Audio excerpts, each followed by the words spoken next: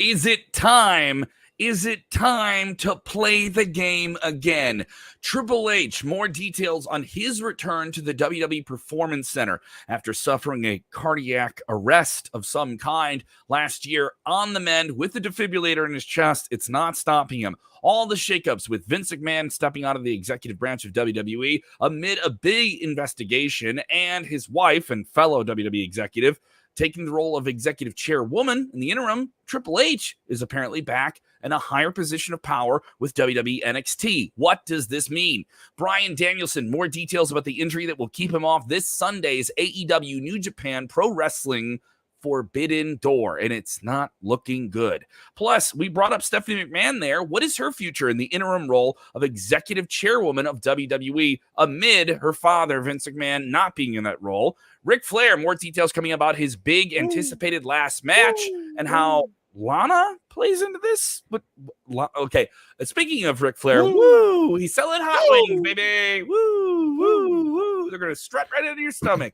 We'll get into all of that. It's a Freestyle Friday. Your questions on screen, running the entire final segment of the show. Get into it. It's our biggest show of the week.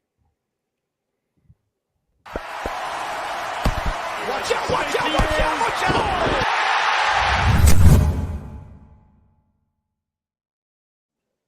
Oh, we're in trouble. We're late as usual, but watch out, watch out, watch out. What's up, everybody? I'm Kev Kellam. That's Jose G wrestling with his mindset right over there. And Jeremy Bennet in Nebraska, if you ask you. You can follow us all on the Twitter. Our handle's right there on screen. If you're with us on the podcast side of things, thank you so much. Once again, putting us on the charts in India, Israel, Ireland, the United States, Australia, Canada, and other places too. Thank you for listening there. Hope you guys are having a good day. Some people saying it's a fun Friday. Watch out. Well, yes, you guys will be able to run the conversation. If you're with us for the first time, don't make it the last time. Go ahead and subscribe to us on YouTube.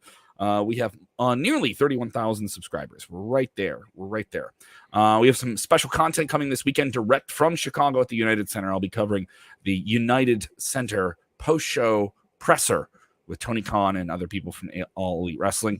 Some news about AEW and the Forbidden Door coming up in today's show. So a lot to get into. Let's get into this big story that's been developing. We have a couple more details about Triple H saying he's back. In what sense is he back in power in WWE? He's never been out of the company, by the way, with this entire cardiac thing, but he was on hiatus, obviously dealing with that and being on the mend.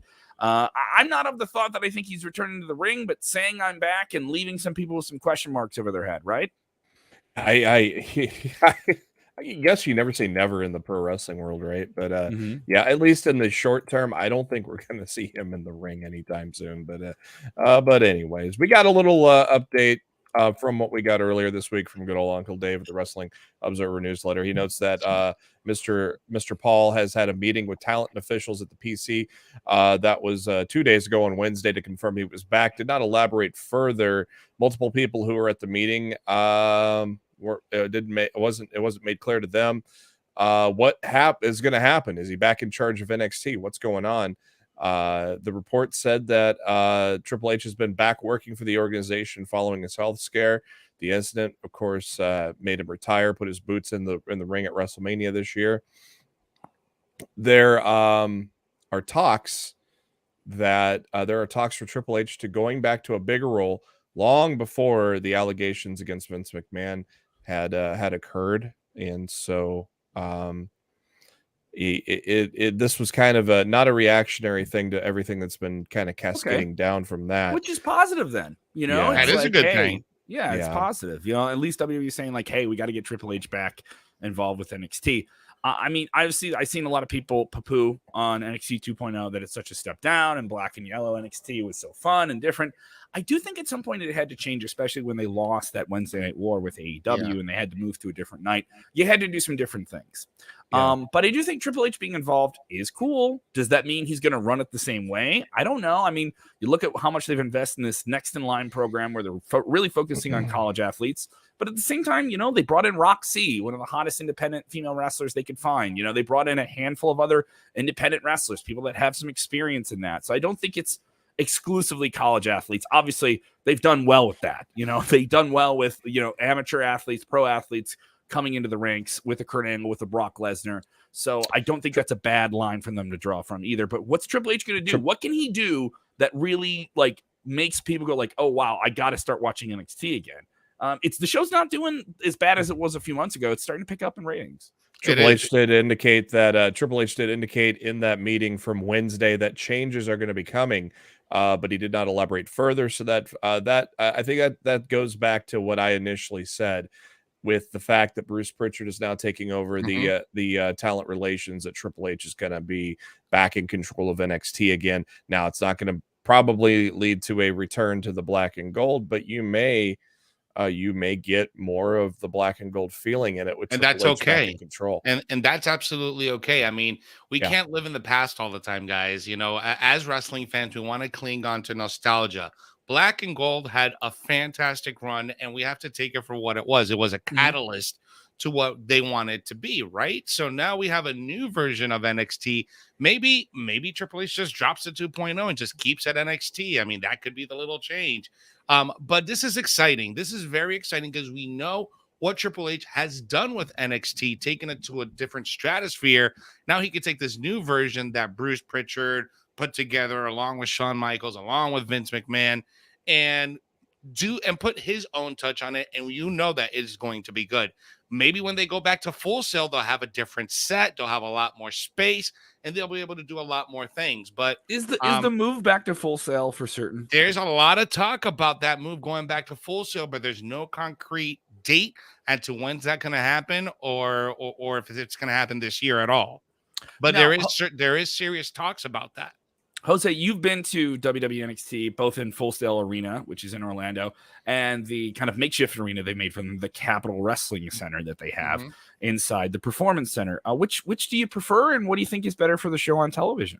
Man, I've been to all versions. I've been to this version of 2.0. I've been to the Black and Gold Capitol Wrestling Center, and I've been in Black and Gold at Full Sail.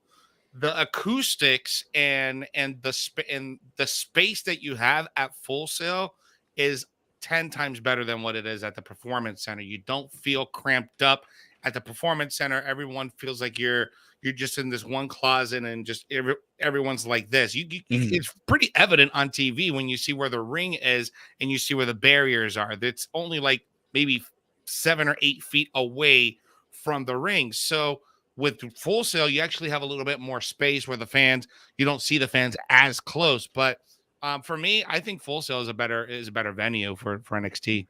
Yeah, I miss those days. It almost sounded like they were gonna get back together. I don't know if the pandemic. This was post-pandemic. They do have a good working relationship, from what I understand and my contacts tell me. However, they did pause that partnership during COVID. Now that we're in Florida, we're out of COVID practically. It's Florida.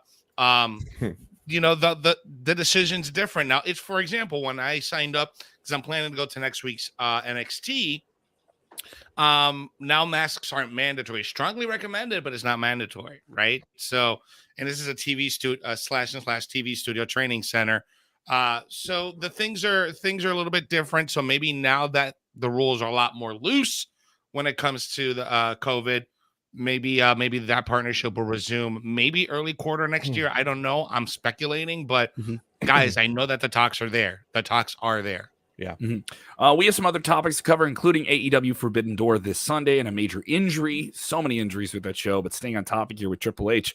Jeremy, I think he could be a real shot in the arm for the direction of NXT. And I'm not just saying the storylines and stuff like that. I think there's some fair storylines. I think we will get a lot less throw shit against the wall and see what sticks, and a lot more focused direction under Triple H.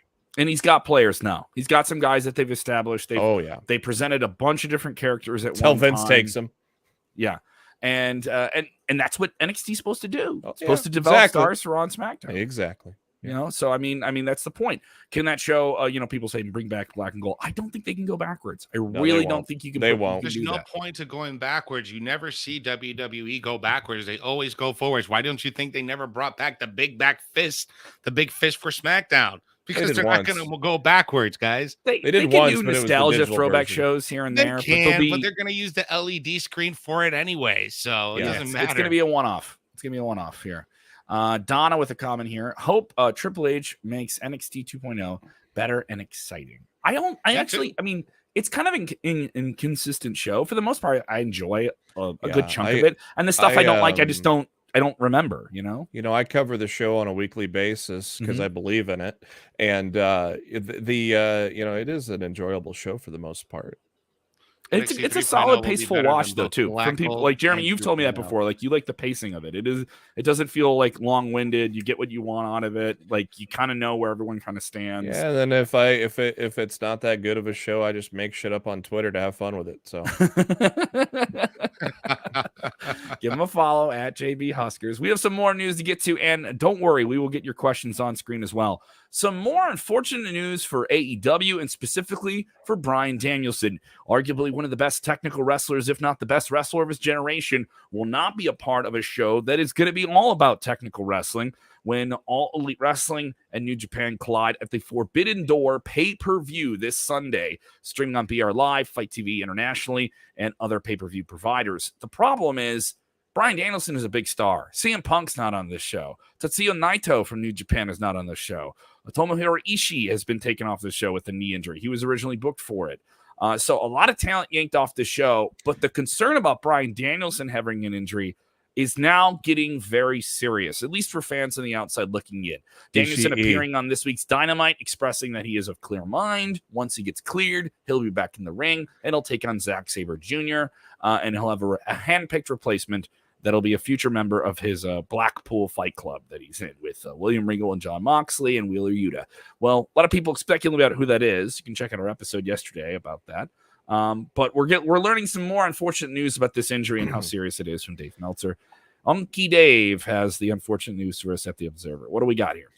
This is this isn't exactly saying what's wrong with Bryan, but he says that AEW does take the same kind of playbook that WWE does when it comes to injuries. And they talk about everything but 2 C's, COVID and concussions. So he is wondering if Bryan Danielson is indeed dealing with a concussion, which is, of course, something he's had a history with. But obviously, they've had many doctors checking him out since he's been out the past month.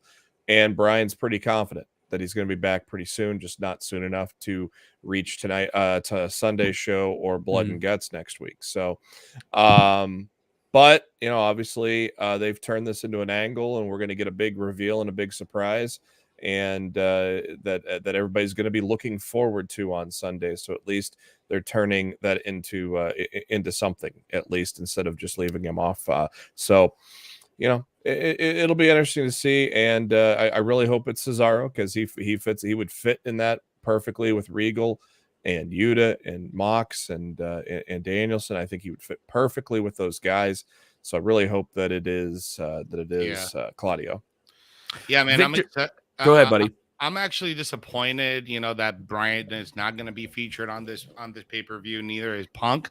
However, we've been pretty vocal, especially in me, talking about the internet wrestling community when they're reacting to, to the booking of this pay-per-view. Now that we have a clearer picture, I understand that this is not the super show the hardcore fan base wanted to see, right? Mm-hmm. However, it's still a pretty good card put together. And the fact that we may get a pretty big surprise on Sunday, that should get you pretty excited for this show. It may not be the super show that you wanted. You're not going to get Okada versus CM Punk, or you're not going to get any of those big time matches. We're not going to get Naito. We're not going to get any of those big matches, right? But we still got a pretty solid card, and I'm pretty excited for Sunday. So I'm looking at the positive and looking at the silver linings here. Yeah, trying to, and I'm very hopeful that Bryan Danielson is okay. I mean, this guy's a history of very serious concussions. So if it is a concussion, it's worrisome. I'm saying that as a Bryan Danielson fan, as a fan of pro wrestling, and seeing him so many different times in bingo halls, to giant gyms, to arenas, to football stadiums. He's my absolute favorite. I don't care how biased that sounds. I'm rooting for him. Tony Khan making the rounds today. The press conference for AEW Forbidden Door revealed quite a bit. He did talk about how politics did play into the booking of this show. You have two different promotions, who wins, who loses. A majority of this card on the Forbidden Door is multi-man matches, so you don't have one person taking the fall. All right, so, if you take a fall in a multi-man match, it doesn't feel as consequential or as bad, as much of a loss. So there's a lot of that going on there on the surface, and then he's kind of acknowledging it. Something compelling, though, bringing up, though, the challenge of putting this card together with these injuries is that he's promising something, quote, that will be a great moment when the mystery opponent debuts against Zack Sabre Jr., the person that will replace Bryan Danielson in this match. Zack Sabre Jr., one of those technical wizards. Obviously, the pairing on the surface makes complete sense stylistically with Bryan Danielson, and people want to see it happen.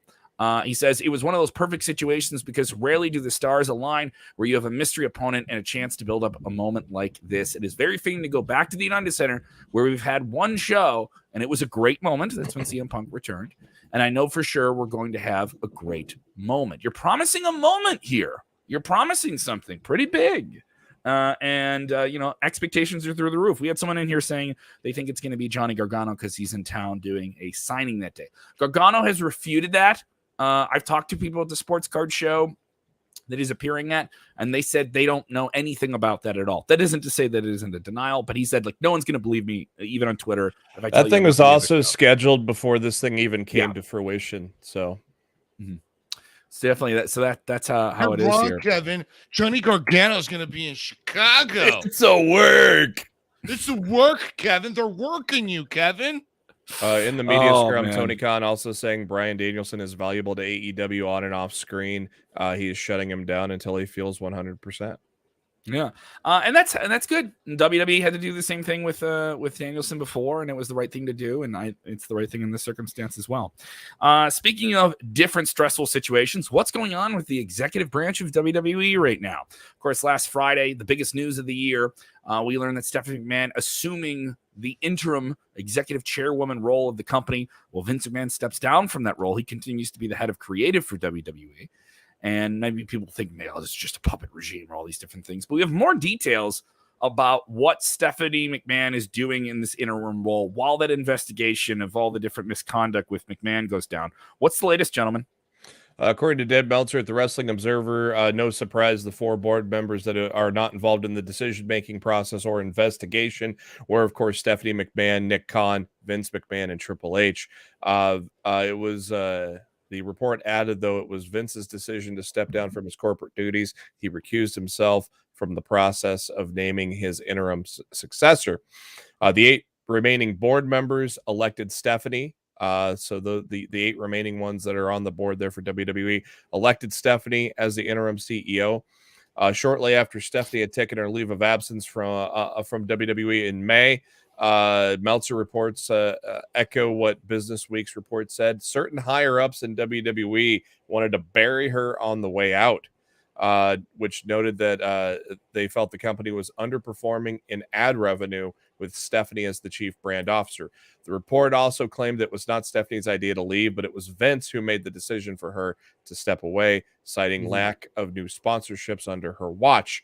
Meltzer also reported on Friday that none of the 8 board members who put Stephanie in power were involved in the process of burying her, which would make sense because that would be kind of dumb if they voted her as CEO. That indicates that they are, for the rest of the board at least, is a firm supporter of Stephanie's. It's an interesting situation, isn't it? Interesting situation, bro. I'm telling you, if you've never watched Succession, take the weekend if you have time. And if you have HBO Max, watch all 4 seasons of Succession. It'll go by really quickly, all right? And you can put the pieces together and put who's Vince McMahon and put who's Stephanie McMahon and put who's Shane McMahon, and you can see how this all coincides. Man, I could only think, I only imagine what she thought, like when she was interim CEO, knowing that there was people that wanted to bury her on her way out. Like she's like, I'm CEO now, bitches. What's up? Like, yeah. Like this is some serious cutthroat Succession. Anybody want to chirp up now? Yeah, exactly. Like she is the biggest, baddest boss bitch right now in WWE, and she can't be touched. The ad revenue thing is something and that's to with see. respect. That's Yeah. a bitch with respect, not disrespect. By the way, Yeah, the ad revenue is something to see. As someone who works in media outside of this, that is something to notice. That's going on there. Where is that ad growth in terms of the people they're bringing in that are in parallel with what they're getting on TV revenue and all that different stuff. But I don't know. I think a McMahon and the company makes complete sense. If Vince isn't a part of this company, Stephanie being a part of it makes sense. This is somebody who's grew up in it, and it doesn't bother me. If you're going to have all this tumultuous up and down, and then some people argue, is she even really the chairwoman of the company, even in an interim role if Vince is still there? So I mean, also you have to think about your TV partners. What do they want? Do they probably still want a McMahon involved too? So it'll be interesting to see how this all plays out. It is obviously telling you see Triple H come back into play, but it is nice to know that was the plan all the time, was to get him back in that role and have him run NXT and develop. Or was it? That's just the story they want to tell you. I love people shouting it out. What's going on? Raleigh is in the UK. You guys got that big show coming up. There was a question, and we do have Freestyle Friday today, guys. So make sure you get all your questions and your comments in today. But there was a question earlier that I did want to address really quick about the UK show. From what I know, they was asking if the UK show, how the ticket sales were going. And Clash from what of the Castle I know, coming up. Yeah, Clash of the Castle. That'll be the Saturday before AEW All Out. So we'll have a WWE pay-per-view on Saturday and AEW pay-per-view on Sunday. So it'll be a busy weekend worldwide. But I understand the show is moving very, very well. If it hasn't sold out, it's close to it. From some of our UK and European viewers, they've told us that it's been sold out. So yeah. Let's while we got a little break here, we got two more stories to cover before we get to Freestyle Friday, but let's run across a few smaller stories that may have come across. GCW, if you're a fan of the GCW indie promotion, they are working on a subscription service, so that might be some big news coming the way for GCW. WWE announced that Undertaker One Dead Man Show is going to debut during SummerSlam weekend, so this is the one-man show, similar to what Jim Ross has done, where you're standing up on stage telling stories, kind of like stand up, but you're actually telling stories. So Undertaker is going to be doing that SummerSlam weekend. I wonder if Taker's going to do the same gimmick that he did for the Hall of Fame with the mic. Yes. And he's I bet that's where that came from. Yes. Is it Triple T's? I was there. Where that came from. Yeah, I was there, and I got the impression that he really worked a long time on this. Ted Talk Taker. This is if you're going to be in Nashville for SummerSlam weekend, this is going to occur on Friday, July 29th is where this is going to be. It's going to be at odd thing about that, it's going to be at the Nissan Stadium in Nashville. Tickets will be available. They go on sale Tuesday at 10 a.m. Central on Ticketmaster.com. It's gonna be at a stadium. They're not gonna use a whole stadium for this. He'll sell it out though. He'll sell that shit out. That's where just to watch him joint's gonna be. Hell yeah, bro. That's where this joint's gonna be. So Kevin Hart does. What do you think Kevin Hart does? He talks. He's talking. I know, but it's the Undertaker. I don't know. Really? It's gonna be in a stadium. People pay top dollar money to see Kevin Hart at an arena or at a stadium. They will pay top dollar to see the Undertaker speak at an arena or at a stadium. Yeah, that'll be interesting to see. Rampage tonight was taped, but there are going to be some big announcements. A couple more confirmed on the Scrum. I have a correction. This is going to be at the Wild. It's going to be on Lower Broadway's Wild Horse Saloon. Is where they're going to be taping this on Saturday. By the way, I just got a correction. Good time. Taping what? The Undertaker one-man show, according to people at the Tennessean.com. All right, that it's going to be the Lower Broadway area, Wild Horse Saloon. They're going to debut Undertaker One Dead Man Show. The press release had a typo, or it was wrong then. Right, so yeah, a couple of buy-in matches are going to be added to the Forbidden Door pay-per-view. Those will be announced tonight on Rampage. And finally, apparently, there's going to be a segment with Natalya and a fake baby, and I hope Gene Snitsky shows up. Oh God, no. Yeah, that on paper, when I saw that Fightful report. What happened to SmackDown? I saw that, and I just cringed. I'm like, oh, God, this is going to be terrible. Unless Snitsky's involved. All right, so Ric Flair had his big press conference yesterday, and we still don't know who he's going to take on and what the arrangement is for his final match. It will be at an expanded Memorial Arena in Nashville, in tandem with StarCast. Jeff Jarrett, who's an executive with WWE, is promoting this. He's one of the promoters of the show, which is wild. He's not involved in the match. At least that's what he said at the press conference. And we don't know who's going to take on. So Lana, aka CJ Perry, now known to her friends and family of WWE fame, jumped on Twitter and said, all right, I'll take the match. It was a very, very funny exchange. Okay, and then she got into fine, with Millennial it. Meltzer himself, Sean Ross Sapp, saying that, she thinks she's ready for it. And obviously our very own Sportskeeda.com got in on it, and they wrote about a former WWE superstar willing to accept. Which some clever headlines were written about this. So she's not actually doing this. Do you think she gets added to the show just for shits and giggles? I would do it just for a segment between those two, man. Sean Ross Sapp tweeted out, fighting the urge to make this an article, and then CJ Perry already had him one upped. You like this? And she had already written a damn article. Greatest worker ever to come out of retirement to face Flair. Man, it's not fair to Flair. Here, I got it right here. I got it. I'm pulling it up right now. I beat you. Yeah, there you go. Which one of you got it first? Remember to get those questions ready for the final segment. By the way, guys, we're loose and easy here on a Friday. Can you tell? Whoa! Hey Loose now, lady. Easy. Hey now, look at that lady. What are you doing? Yeah, so Lana made her own article there, so that was great. People getting gaga eyes in the chat over this. People want to see Jerry Lawler versus Flair. That would be crazy. So definitely be interesting. At a combined age. On the topic of the Nature Boy, Ric Flair. Woo! I'm ready to try these woo wings. Are you guys ready for these woo wings? This is a thing that's saying woo wings 5 times fast. Woo wings, woo wings, woo wings, woo wings, woo wings, woo wings, woo wings. It is a virtual kitchen business they're launching. It'll be expanded. They'll have it in a couple of markets. You'll be able to order these Ric Flair endorsed chicken wings from a virtual kitchen. So basically, there's no physical brick and mortar store that you can go to and get these. You can only order these for delivery at home. I would assume they may have these at like events and different stuff like that. You can get them at Starcast. WWE did this when we were at the press conference. They had the stackadillas. It said they had the stackadillas, and you can order them on Uber Eats, and they had like 4 or 5 different flavors. And yeah, there would just be like a random food truck, and they would just deliver you these quesadillas, and they had them at the press conference. Yeah, it says that they're opening in Nashville on the 28th of July. So there you go. Certainly interesting. This is the long history of wrestlers endorsing food places. Abdullah the Butcher had a barbecue spot.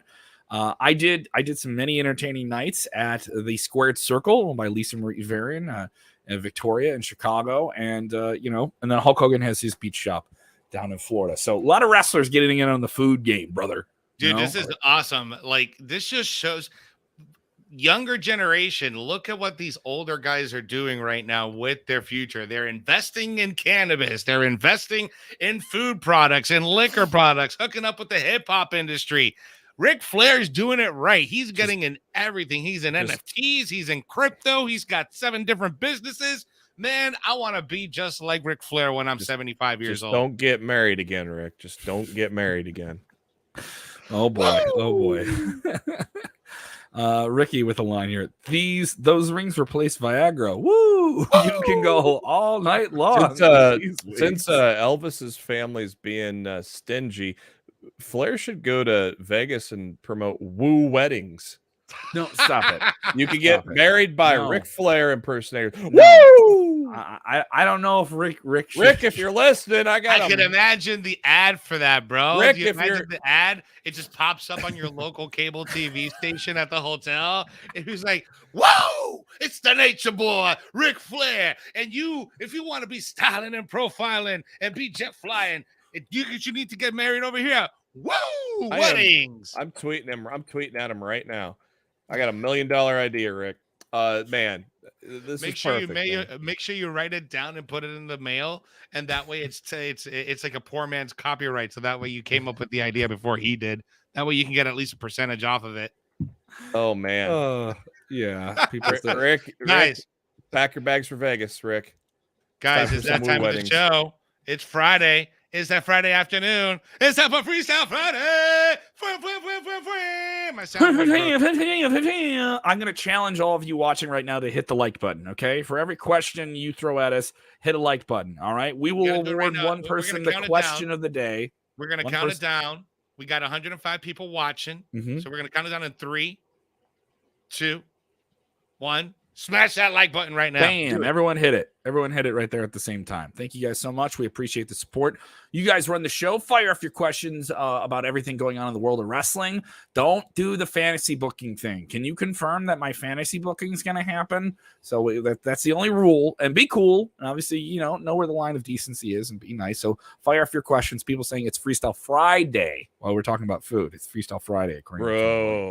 There we go. So let's jump into the questions and topics that are available to us here. I know I'm trying to find one here. Here we go. I had the first question up. No touchy, Kevin. No touchy. No touching. That's fine. Okay. Stephen Chambers on Facebook. Hey guys, what are the chances of Toni Storm beating Thunder Rosa, turning heel, joining Bullet Club with her husband Juice Robinson? That'd be pretty cool, but that'd be awesome. I would love. I've been a proponent to seeing Toni Storm get that title. I don't know if that's going to happen this weekend, but I would love to see that. About joining Bullet Club, I don't think so. I don't think that's going to happen. It'd be cool, but no, Thunder's retaining. I think so too. It's too early for Thunder Rosa to drop the title.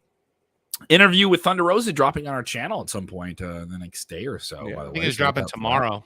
Yeah, I saw Bill tweeting it out today, so. Might be up already, actually. And let's block this. Let's block this naked dating. Watching us on YouTube. We don't have to say it. Can anyone wrestle when they have a heart problem?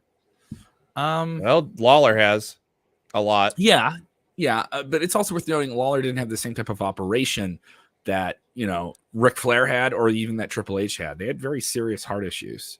There are some wrestlers I've heard that have done it, but it's a much different performance that you're going to see them have. It's worth noting this here, the situation with Rick having this last match. He did have a stent and a defibrillator put in some years ago when he had a very serious situation where he was in a coma for weeks, nearly died, nearly lost his life. He's expressed, I'm not going to take blood thinners that day. And the worst thing that can happen is the defibrillator gets unplugged, then they just plug it back in. He made it sound super casual, and I was just like, what are you even talking about? That's crazy. So this will be a big event. They are selling this like a big thing. The show is nearly sold out if it's not sold out already. They're touting all the different celebrities that'll be in attendance for this as well. James Jones, I don't see it being Johnny. He's talking about the surprise here on Sunday at the pay-per-view with Forbidden Door. I don't see it being Johnny. I talked to him on Twitch a couple weeks ago. He answers all the questions. Before we get to go back to the tickets that are still on sale. There are tickets on sale, but this is a funny thing. Scalpers bought up a lot of tickets, and now they can't sell them because all the hardcore people already got their tickets. So now they're selling tickets for like $6 because they got fleeced. But I love it that Scalpers got fleeced on this show. Which specific show are you talking about? Forbidden Door.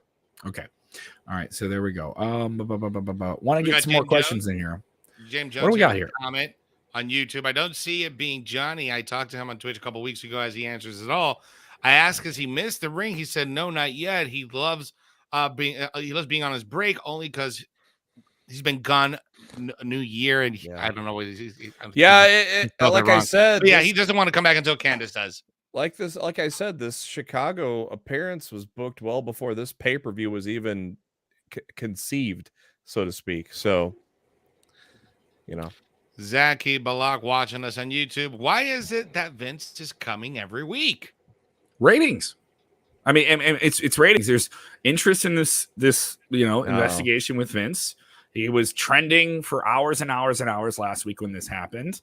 It hit the announcing he was going to appear on SmackDown boosted the rating. There was an interest in that. And then SmackDown had a big main event last week, which was a very, very good match. If you haven't seen it, I don't think it has anything to do with ratings. It has all to do with ego gain. Look at me. I don't give a shit. Here I am. Look at me. I'm not denying that. But I'm saying the number one reason they would do it is because they could get more people to watch the TV show from it. Yeah, I think the number one reason is he wants to show off.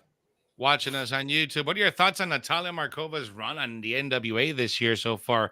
Do you think Tony Khan missed a boat on signing Markova to AEW?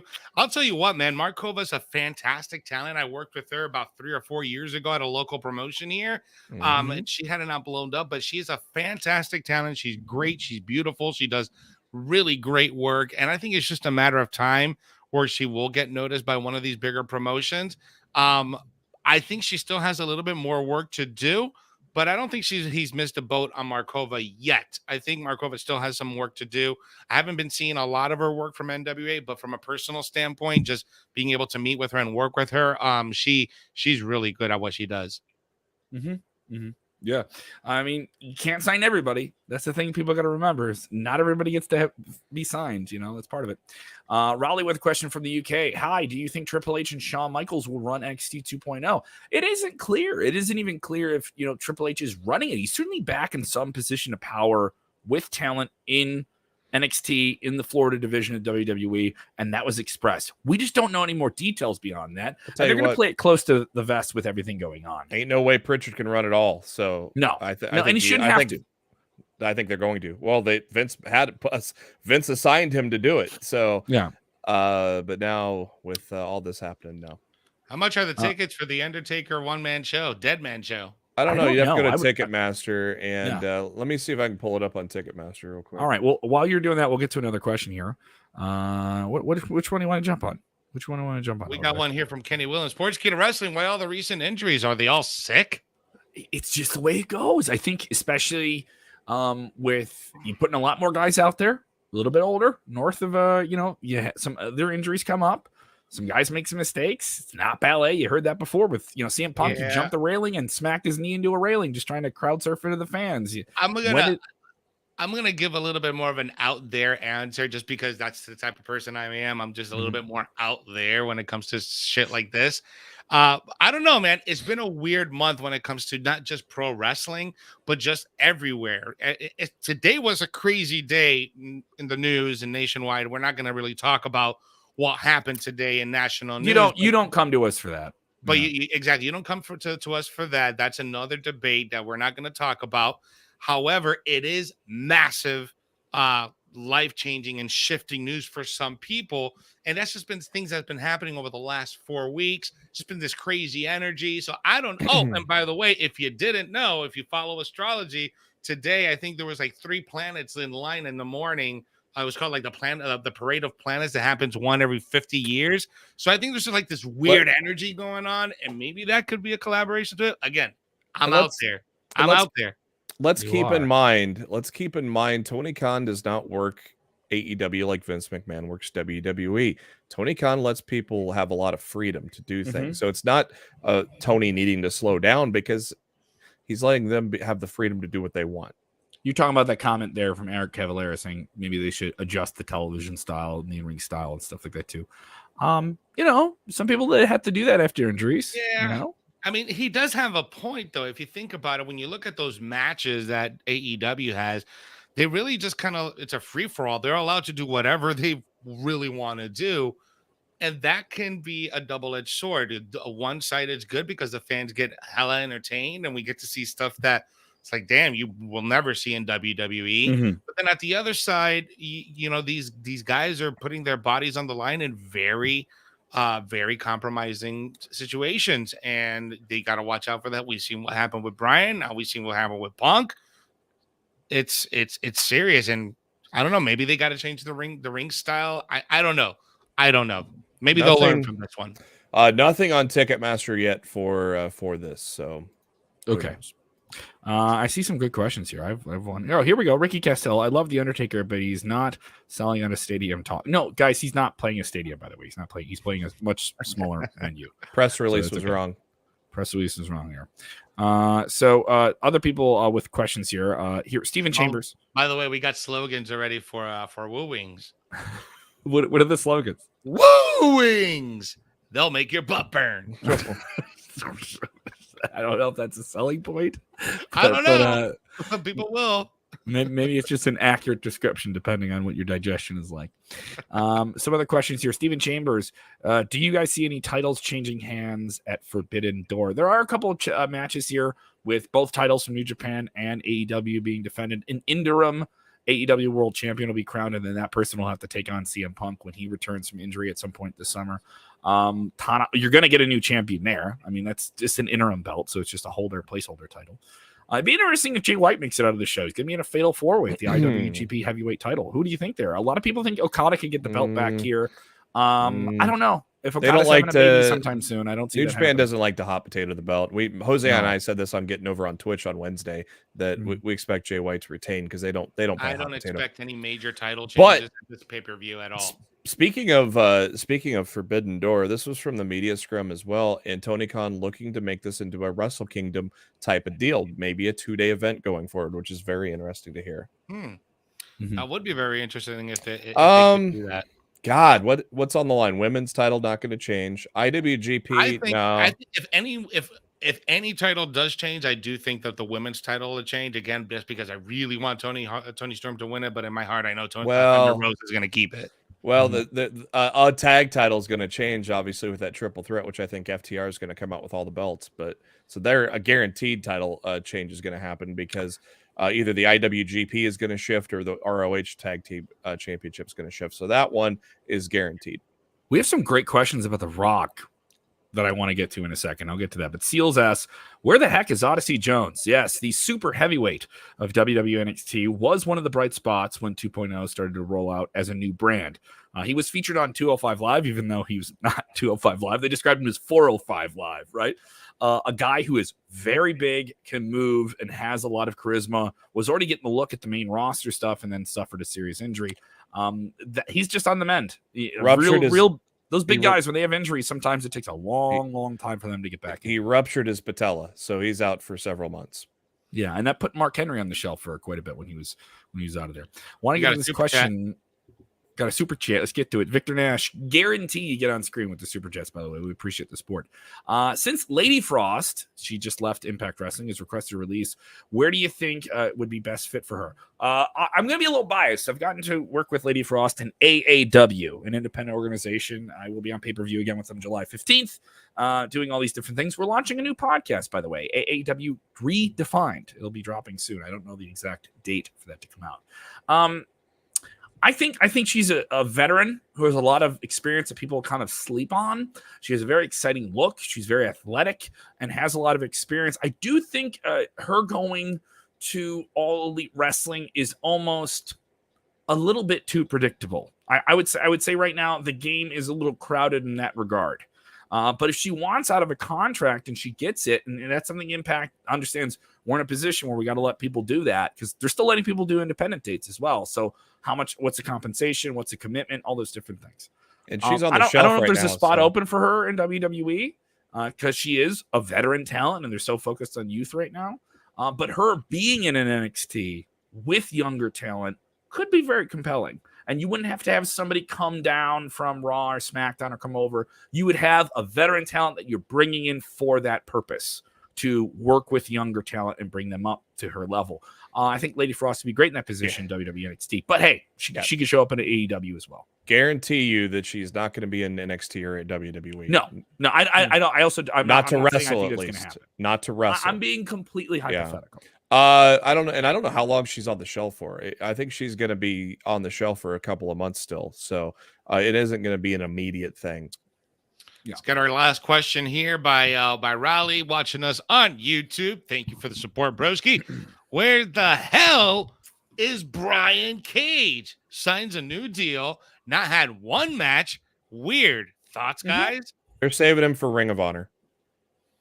They're going to focus Ring of Honor around him. That is unfortunate, man, because Brian Cage is amazing, and he's such a good human, too. I hooked up with him back in 2017. They had a show over here in Kissimmee in Florida called Lucha Conquest, and he was part of the card, and he was such a nice guy.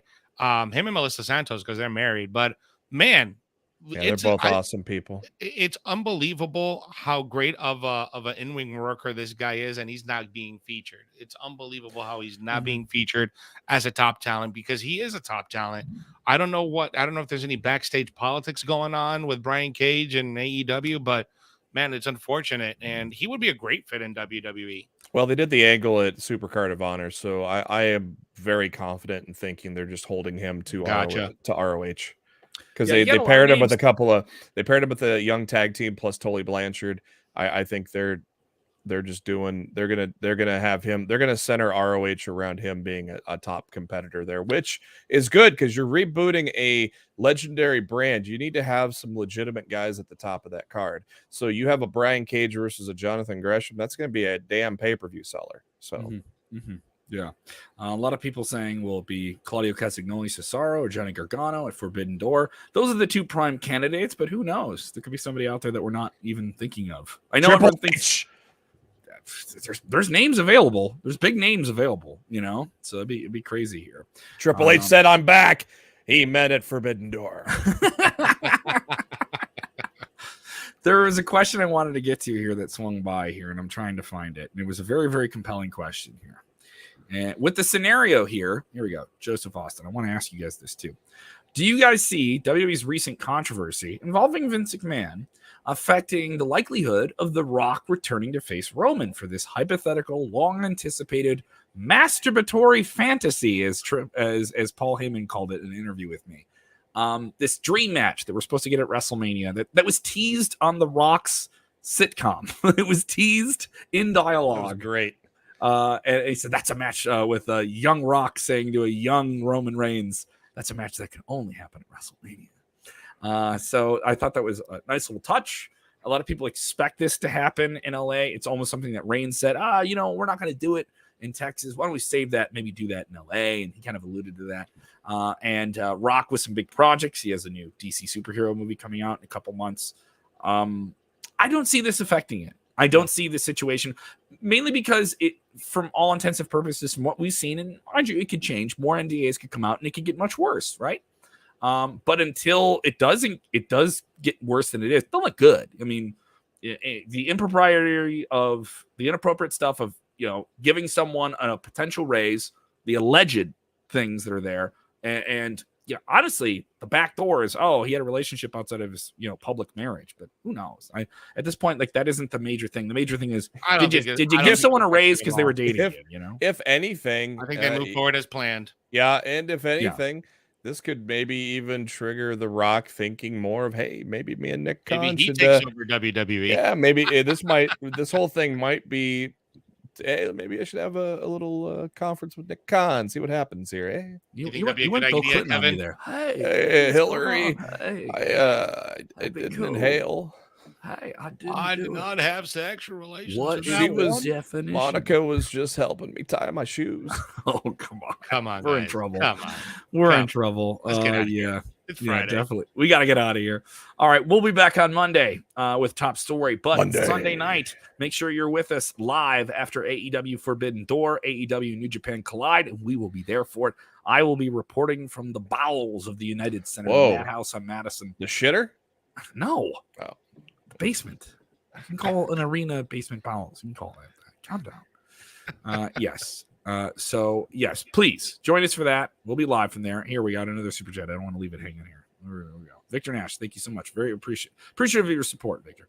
The match between Josh Alexander and Jacob Fatu at Flair's last match, is that a title match? How much is the pay-per-view? It's a title match. Also, the Impact Knockouts title is going to be on the line. Triple threat.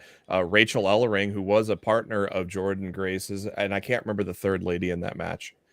But that'll be on the card, yes. And pay-per-view going to be $35, I believe, on Fight TV. You can get that. And you can get a whole package of stuff from StarCast.com. That's StarCast with 2 R's, by the way. Comes with a coupon to Woo Weddings, too, by the way. There's no Woo Wedding. Well, there's going to be. With a 36 count of Woo! Me and Flair are working out the details right now. You made it up 15 minutes ago, and now you're. I tweeted him. I already tweeted him. You already got the LLC put together while we were talking. Yep. I went to LegalZoom.com, baby. Hashtag non-spawn. This is work. We're at work right now. And thank God I don't work on Monday with how late we're going to be up on Sunday. Holy good. cow. Yeah, we are going to be up late on Sunday. So be prepared for that. Late on Sunday. We're going to be here bringing you all you guys, everything y'all need. Of course, to we're going to be so damn hyped probably from what happens. It won't matter. By the way, guys, I want to give a quick shout out to everyone who has retweeted, liked, and shared my interview with W. Morrissey. It dropped this morning at 8. My interview on Wrestling with Mindset, where W. Morrissey shares his story where he battles his story with addiction, depression, alcoholism, and just making a comeback. It's a really great story. He talks a lot about his recovery and just the mindset of getting to the place that he's at. So guys, show some support by heading to the YouTube channel, watching the video, hitting that like button, and sharing it with anybody that you love, who battles depression, battles anxiety. It'll be a great video to show them that wrestlers deal with that shit too. So I'm trying to put a positive light into that space. And guys, I will be live here as soon as I'm done with the top story. I'm going to be live in my Instagram, so make sure you go ahead and give me a follow at Jose G Official. I'll be live and we'll be chatting it up a little bit, having a couple of Coronas and talking the week. What? Yeah, I'm busy with all this Sportskeeda stuff, man. Very, very busy weekend. Gonna be at the show on Sunday. If you know anyone going, tell them to reach out to me on Twitter. I'm trying to meet as many fans as I possibly can. Are we doing a watch along, Victor Nash? No. Actually, are we doing a watch along for Forbidden Door? No, we're talking about doing that in the future though, with some other shows and different things like that. And if we do a watch along, it'll be on our Twitch. We did do a watch along of the first Money in the Bank match, the first one that ever happened. You can watch that Money in the Bank with us. Cue it up. It's from WrestleMania 21. I believe it's at the 26-minute mark and 50 seconds. So you can cue that up and watch that match along with us. We're going to do more of those in the future. So thank you guys for supporting it. If you haven't done so, go ahead and subscribe to our Twitch. We're doing some more video game stuff on there, getting over on Twitch every Wednesday, a brand new channel for us, and help us get to 31,000 subscribers. Thank you so much, Logan McNeely. Great show. Have a great day. Thank you so much, Logan. I want to thank all the diehards who watch our show every day. Chungus is with us, okay? Ricky is with us. Victor, Zachy, Leslie, all the diehards David who are at from the the show. Barclays Center, Stephen from the Elimination Chambers. Yes, Chris, David, from the I like from the Samson. Bridge. Yes, Samson. Samson. Samson. It's all love, guys. Samson. We love you. We appreciate you. We know that you take your time out of your day to come and watch our show every single day. So we appreciate the love. Big Stacy, Classic Xander, thank you guys so much. We appreciate you guys all so much. If you want us to shout you out, this isn't a Patreon deal. Just get in the community, dude. Hang out with us. We do the show right around 5 p.m. Central, 5:30 Central, around that time every weekday. So, and then on Fridays, we do a big, long question and answer show like we did today. Thank you guys so much. Remember, when watching wrestling, do the most important thing. You can follow Sportskeeda on whatever app is good for you. Consume that content. Be happy. Turn your brain off a little bit after you ask those questions. Boo them bad guys, treat them good guys, and do what? You need to take a deep breath, relax. Everything's gonna be okay, and enjoy wrestling. Yeah. Max? Do And get hitched with Woo Weddings.